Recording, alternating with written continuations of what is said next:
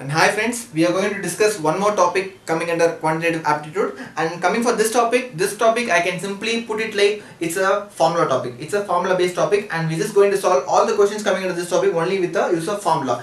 And of course we can solve it through basics also, but when we solve through logics or basics in this particular topic, it takes a lot of time.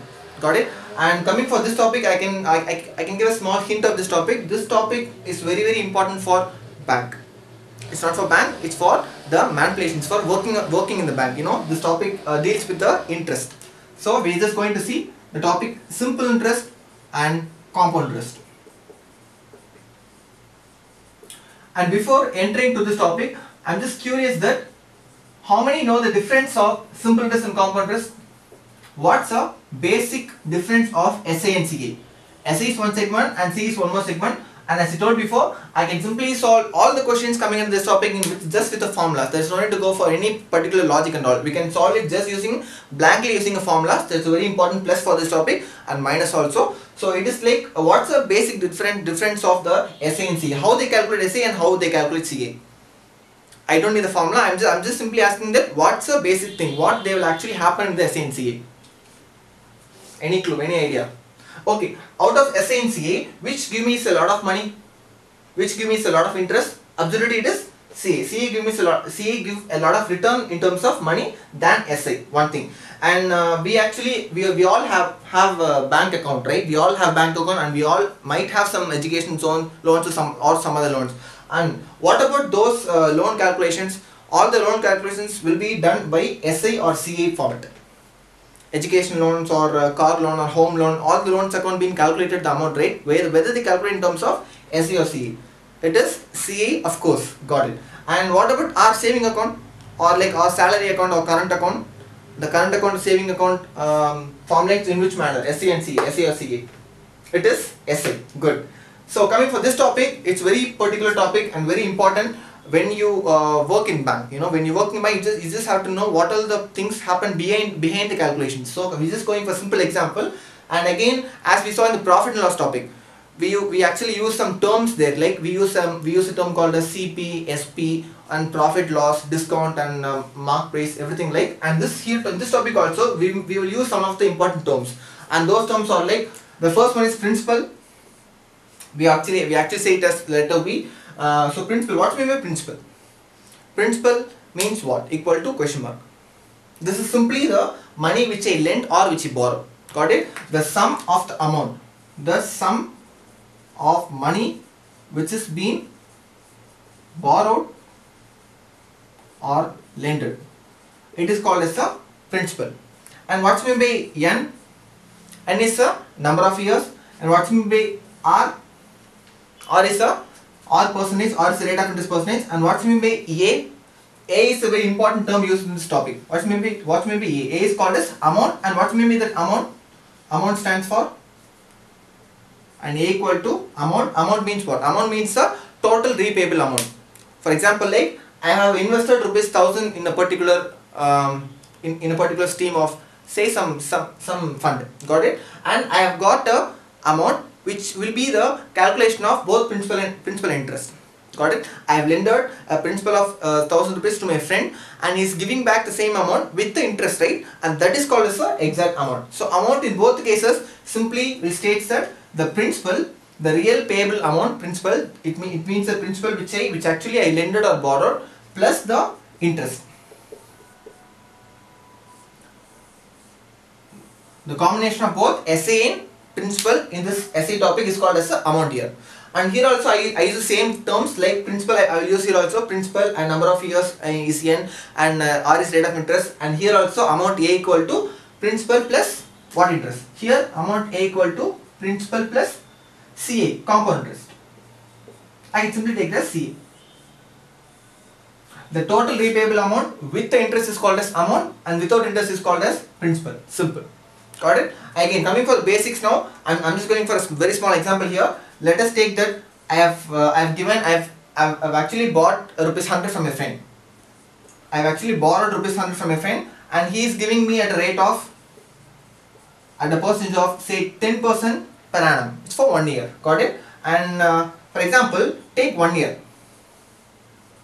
it's been 1 year, I've actually borrowed the amount. So after 1 year, if I think that I just have to repay the amount, how much I should repay him? After the completion of 1 year, I think that I must go and repay the amount which I actually borrowed. So how much amount I should repay after end of 1 year in the simple interest? It is 110 rupees. Simple. So amount equal to, the principal amount is 100 here. Actually I borrowed 100. So 100 plus simple interest here is like very 10%. So what is 10% of 100? It is 10 rupee. So 10 equal to 110 rupees. I just have to pay him back at the end of 1 year. Okay, now go and think about the second year. If suppose I fail to pay the amount at the first year and I am going to repay him at the second year. So second year, what's the amount I should repay to him? Principal rupees 100 plus 10 rupees or 20 rupees. Principal 100, for the first year 10 rupees, I didn't pay it actually, and for second year 10 rupees, I am just going to pay it right now. So total amount repayable here is 120. Good. 120 I should pay if I go and give him at the end of 2 years. Now n becomes 3 years. At the end of 3 years, how much amount I should actually pay here? 100 is the principal amount, 100 plus, for the first year interest is rupees 10, second year again 10, third year again 10, becomes 30 rupees. So total I should pay him 130 rupees. And end of fourth year 140 and 150. This goes on as it is. So this is a basic amount calculation for the topic simple interest. And now we can go and check the CA. Got it? So what's happening in SA is simply like end of 1 year 100 is my principal plus rate of interest is 10%, so it's 10 rupee, 110. Second year the same 100, the same 10 plus one more 10 for second year, it is 120. Again third year the same 100, same 10 for the first year, same 10 for second year, again same 10 for third year. This is 130, 140. It goes on as it is.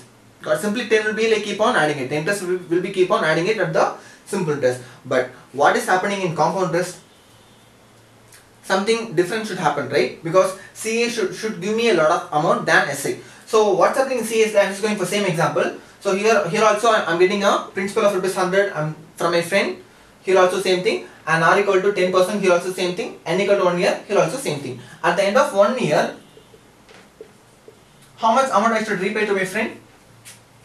Principal is 100 rupees and interest is 10 rupees. It is 110 rupees. I should repay him. And 110 is equal in both the cases. At the end of first year, here I should pay 110 rupees. Here also I should pay only 110 rupees. But again, what happens at the end of second year? This is the question mark. If I fail to pay the amount at first year in CA and I'm just going to pay the same principal, same amount at the end of second year. Got it? I didn't pay the first year, so I'm just going to tally at the second year. I'm just going to pay. So I'm just going to pay the amount second year. What amount I should pay here? Any clue? Any example? What happens to the amount here? Amount equal to, not the same case, something different will happen here. Okay, what will happen here is simply like, what amount I should pay in 1 year?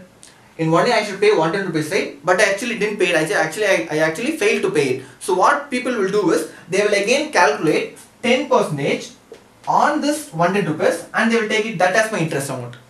It's very simple.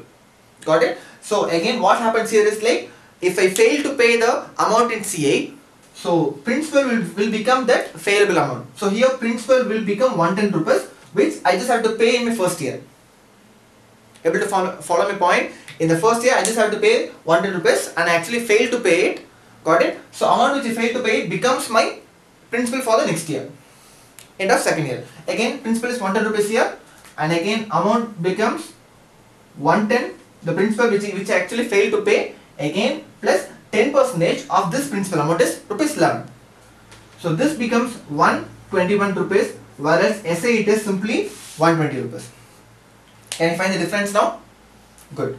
Now come for third year.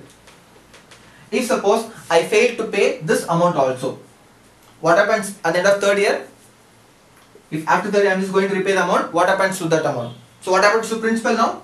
So principal becomes the amount which I should pay in the second year end. So until second year I actually have to pay 121 rupees. I actually failed to pay it. So this amount becomes a principal of my second year, third year. So 121. Again R is 10% here. So again what's amount calculated here? Here the amount equal to A equal to principal 121 plus 10% of the payable amount is 121. So this becomes 12.1. I have to pay 133.1 for the end of third year. And this is what happens normally in all the calculation coming under compound interest. Got it? Here principal remains same all through the year, but here principal keep on changes. Principal keep on changes on what terms? Principal will changes like what amount I actually failed in the first year becomes principal of my second year. If I fail to pay in second year also, it becomes principal of my third year. That is the CA thing happening here. And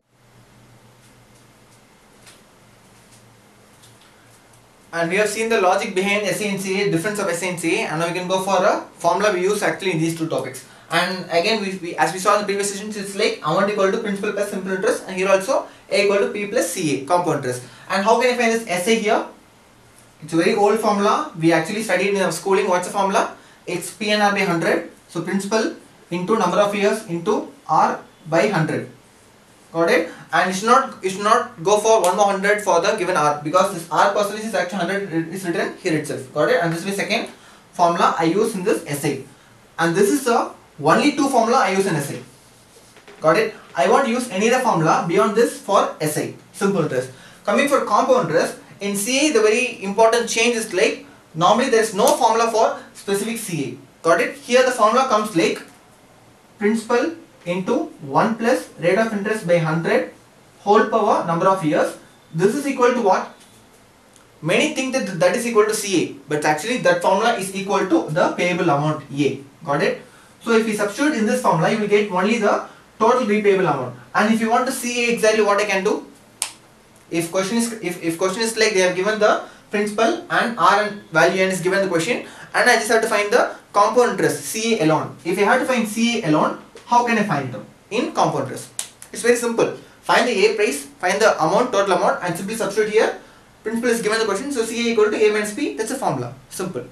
Got it? And this will be mostly asked in the question. And one more thing, like this is, I can use this formula only if it is compounded annually.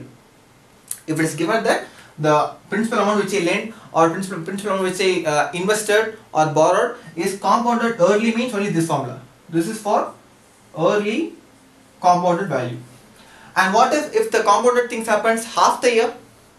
In some question you may get like compounded half early. Compounded half early.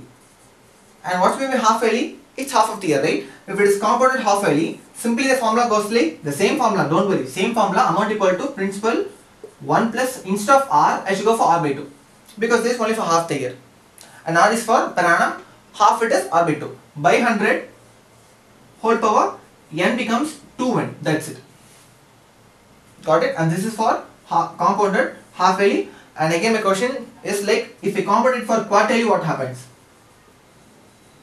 Can you able to guess it? Guess the formula right now? If it's compounded quarterly, half yearly means R becomes R by 2, N becomes 2N. Quarterly means, it's very simple. A equal to principal into 1 plus R becomes R by 4 by 100 and N becomes 4N. Good. And these three formulas we actually use in CA. Got it? And all the questions is based on only these formulas, and I will use some logics.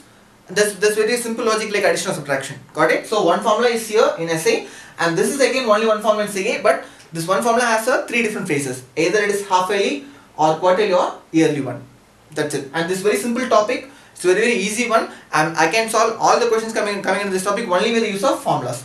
And be sure that in SA, this formula is only for SA. So if they ask amount in SA, you should find SA value. If they ask you to find the total amount, repayable amount in simple interest, you just have to find SA first of all, and then put here and find the A value. And in this case, if they ask amount, I can simply find it directly. But if they ask the simple interest, or sorry, if they ask the compound separately, I just have to find amount value and take it, put here, substitute P value, and CA equal to A minus P. That give me the exact value of the compound interest. And most of the cases, in simple interest, they will ask you to find the amount. Got it? And CA, they will ask you to find the exact CA alone. Because people will generally want you to make a lot of time, to spend a lot of time to solve a question, right? Actually, they actually want to confuse you. So you be very clear.